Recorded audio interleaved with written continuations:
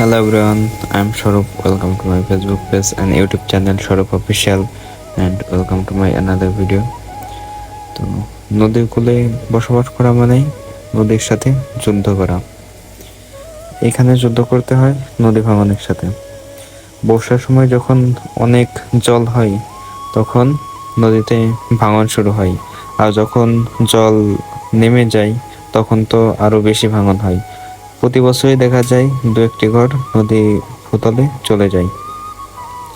তো আসলে যারা নদীতে ঘুরতে আসে তারা মনে করে যে নদীর কূলে বসবাস করাটা যেন একটা লাকি।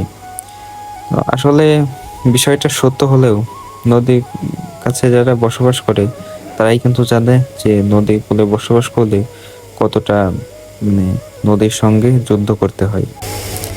তো আসলে আমার পরীক্ষা চলছে, তো অনেক দিন ঘুরতে বের হয় না। তো আজকে ভাবলাম যে বিকালের দিকে একটু ঘুরে আসি, সেই সঙ্গে আপনাদের সঙ্গেও শেয়ার করি। তো এখানে আসলেই সময় যেন থেমে যায়, কিছু সময় কাটাই, দেখতে দেখতে আবার এক ঝলক বৃষ্টি হয়ে যায়।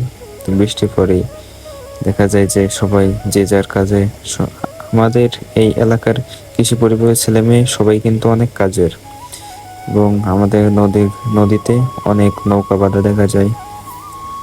দেখতে দেখতে মাঠের মধ্যে চলে আসি। তো মাঠে আজকে পরিবেশটা অনেক সুন্দর, একটু আগে বৃষ্টি হয়ে গেছে অ্যান্ড পরিবেশটা দেখেন অনেক সুন্দর। তো যাই হোক, যেখানে যেতে হবে এনজয় করতে হবে। হ্যাঁ, দেখছেন ছোট ছোট সবাই কিন্তু কাজের, অনেক কাজের।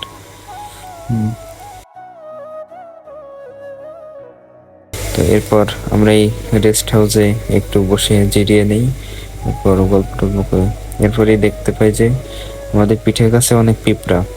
তো কিছু সময় কাটানোর পর চলে আসি। তো ধন্যবাদ সবাইকে, দেখা হবে পরের ভিডিওতে।